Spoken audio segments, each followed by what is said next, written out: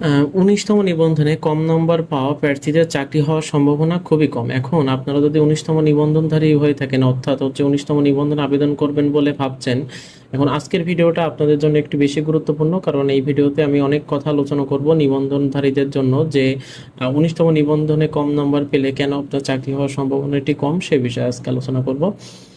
তো আমরা মূল আলোচনায় চলে যাওয়ার আগে আপনাদের কাছে আমার অনুরোধ, আপনারা যদি আমার ইউটিউব চ্যানেল নতুন হয়ে থাকেন অবশ্যই সাবস্ক্রাইব করবেন। আমি প্রতিনিয়ত এনটিআরসি সম্পর্কিত এবং আইসিটি বিষয়ক আমাদের যে সাবজেক্ট, এই সাবজেক্টের উপরে কিভাবে আমরা কিভাবে আমাদের প্রস্তুতি নিলে আমাদের চাকরি সুনিশ্চিত হবে সে বিষয়ে আমি প্রতিনিয়ত ভিডিও দিয়ে থাকি এবং গাইডলাইনমূলক ভিডিও আলোচনা করে থাকি।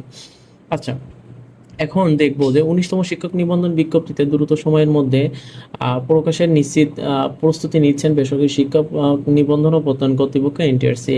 এই নিবন্ধনে কম নম্বর পাওয়া প্রার্থীদের চাকরি হওয়ার সম্ভাবনা কম থাকবে বলে জানা গেছে। এখন এই নিবন্ধনে যেমন 18তম নিবন্ধনে আমরা দেখেছি যে আম, বেশ কিছু সাবজেক্টে কিন্তু যে কম নম্বরধারীদের কিন্তু চাকরি হয়নি।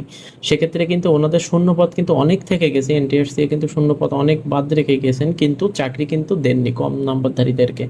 এখন এই বিষয়ে আমরা একটু আলোচনা করি যে বেসরকারি শিক্ষক নিবন্ধন ও প্রত্যয়ন কর্তৃপক্ষ এনটিআরসি একটি সূত্রে জানিয়েছে যে নতুন নিবন্ধন পদ্ধতিতে মোট পদের 20% অতিরিক্ত প্রার্থীকে চূড়ান্তভাবে উত্তীর্ণ করানো হবে।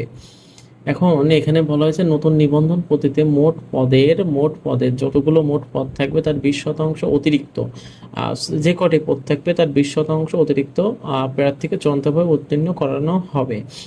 এখন অর্থাৎ 100 পদ হলে 120 জন প্রার্থীকে নিবন্ধনের সনদ দেওয়া হবে। এখন সাপোজ যদি এখানে 200 জন পদ থাকে তাহলে 220 জন বা 240 জন এরকম হচ্ছে উত্তীর্ণ করানো হবে নিবন্ধনে। এর ফলে পরীক্ষায় যারা কম নম্বর পাবেন তাদের চূড়ান্তভাবে উত্তীর্ণ হওয়ার সম্ভাবনা কম থাকবে। এখন বেশি নম্বর পাওয়া প্রার্থীরা এগিয়ে থাকবেন। এখন যে ক্ষেত্রে যেহেতু এখানে আপনারা একটা বিষয় ভালোভাবে দেখেন যে যেহেতু এখানে যদি 100টি শূন্য পদ থাকে তাহলে সেখানে কিন্তু উত্তীর্ণ করা হবে 120টি 120 জনকে, 120টি পদেরকে উত্তীর্ণ করা হবে। এখন সেক্ষেত্রে এখানে কিন্তু শূন্য পদ যেহেতু 100টি থাকবে সেখানে 20টি, এক্ষেত্রে কিন্তু বোঝাই যাচ্ছে যে যারা কম নম্বর পাবেন তাদের কিন্তু চাকরি হওয়ার সম্ভাবনা খুবই কম থাকবে। এখন এনটিআরসি এক কর্মকর্তা বলেন যে 19তম নিবন্ধন হবে অনেকটা বিএসসির বিসিএস এর আদলে। এখন বিসিএস এর আদলে যতগুলো পদ ততজনকেই চাকরির সুপারিশ। এখন বিসিএস এর আদলে যেহেতু হবে সেক্ষেত্রে হচ্ছে যতগুলো পদ থাকবে ততজনকে চাকরির সুপারিশ করা হবে, ফলে প্রতিযোগিতা পূর্ব পরিবেশের বিরাজ করবে। এখন যাদের নম্বর বেশি থাকবে তারাই চাকরির সুপারিশ পাওয়ার ক্ষেত্রে এগিয়ে থাকবেন, এখন যে বিষয়টি আর কি। এখন এখানে যাদের বেশি নম্বর থাকবে, মেধা তালিকায় যারা এগিয়ে থাকবেন তাদের কিন্তু চাকরি হওয়ার সম্ভাবনা অনেক বেশি থাকবে। প্রতিযোগিতার মাধ্যমে প্রার্থীকে নিজের যোগ্যতা প্রমাণ করতেই হবে। জানা গেছে নতুন নিয়োগ পদ্ধতির স্কুল কলেজ মাদ্রাসা ও কারিগরি 3 বিভাগের জন্যই 200 নম্বরের পরীক্ষার প্রস্তুতি করা হয়েছে।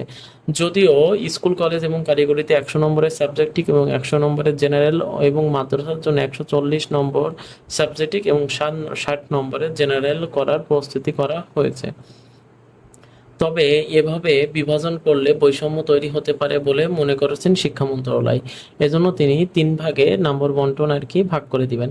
এখন আপনারা যেহেতু বুঝতে পারছেন যে আর এর আগে এনটিআরসি নিবন্ধনে কখনোই প্রার্থীদের ভাইবার নম্বর যুক্ত করা হয়নি, প্রথমবারের মতো ভাইবার নম্বর যুক্ত করার উদ্যোগ নেওয়া হয়েছে। আর নতুন বিধিমালায় ভাইবার নম্বর যুক্ত করা হবে, এ ব্যাপারে ইতিবাচক সিদ্ধান্ত আর কি শিক্ষা মন্ত্রণালয় বুঝতে পারছেন।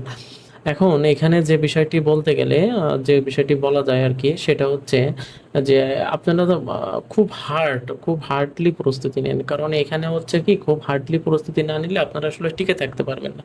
কারণ এখন দেখেন এখানে যতগুলো শূন্যপদ থাকবে তার 20% কিন্তু বেশি প্রার্থীকে পাশ করানো হবে। সাপোজ যদি এখানে 100টি শূন্যপদ থাকে সেক্ষেত্রে কিন্তু 120জন প্রার্থীকে পাশ করানো হবে।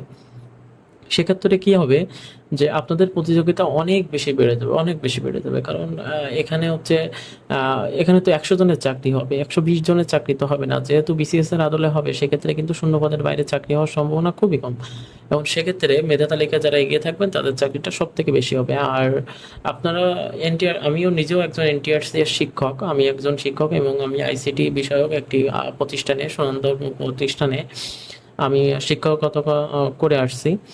এখন আমি আপনাদেরকে, যদি আমার তরফ থেকে আপনাদের কোনো সাহায্য বা হেল্পের প্রয়োজন হয় অবশ্যই আমাকে বলবেন, আমি সেটুকু আপনাদেরকে হেল্প করার চেষ্টা করব। এবং কোনো গাইডলাইনমূলক তথ্য বা কোনো কিছু বা আইসিটি বিষয়ক কোনো কিছু দরকার হলে, নোট বা কোনো কিছু দরকার হলে আমাকে বলবেন, আমি অবশ্যই কোনো বেনিফিট ছাড়াই আমি আপনাদেরকে সাহায্য করার চেষ্টা করব, উপকার করার চেষ্টা করব। তো আজকের ভিডিও এতটুকুই ছিল। আর আপনার ইউটিউব চ্যানেল নতুন হয়ে থাকলে অবশ্যই সাবস্ক্রাইব করবেন। ধন্যবাদ।